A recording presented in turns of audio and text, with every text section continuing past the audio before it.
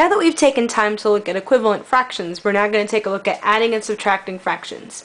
Just as a reminder from 6th grade, in order to add and subtract fractions, you need to find common denominators.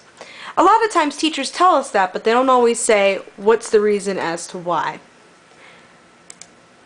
On this page, what I have is a visual representation of two fractions. The bright green is a 1/2 and the bright yellow is a 1/5. Oftentimes, students will try to add across the top and add across the bottom. What I want to show you here is that if I did that, I end up with 1/2 plus 1/5 is equal to 2/7. And we can clearly see with the picture that that's not the case. I'm going to kind of pop out for just a second there. So let's take a look at some questions in just a second, but first I wanted to give you the sequence of what we want to follow. You might want to pause your video and take a minute and fill this in. Our steps in order to add and subtract fractions is that first we need to find common denominators. And notice I use that phrase LCD, that's the least common denominator. If we find that, we're in better shape, but just as you know, common denominators don't necessarily have to be the smallest, as long as they're common.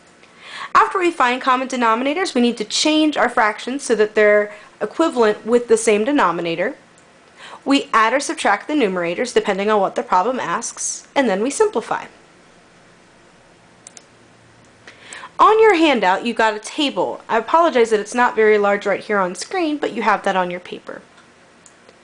So, if I gave you the statement that small town had the same amount of snow as Washington and Centerville put together, I need to determine what operation I need to use. So since it says put together, I know I need to add. So using the table that I have, I know that this is my problem.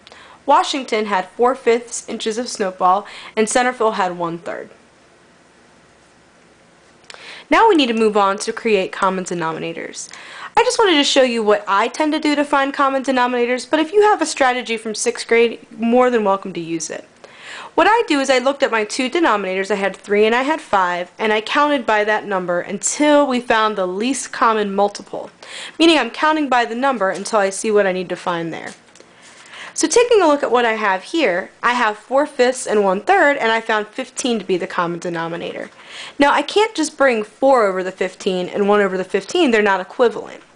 So what I need to do is I need to take and figure out how many times does 5 go into 15.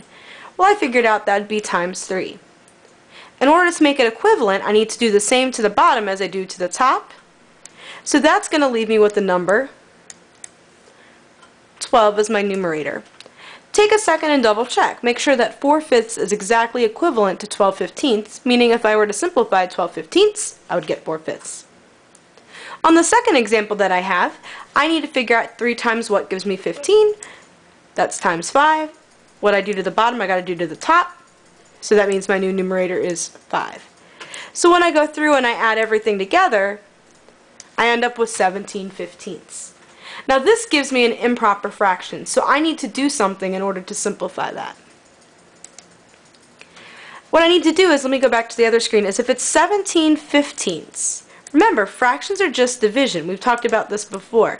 Instead of turning it into a decimal, though, we're going to go through and turn it into a mixed number. So 15 goes into 17 one time. I subtract 15.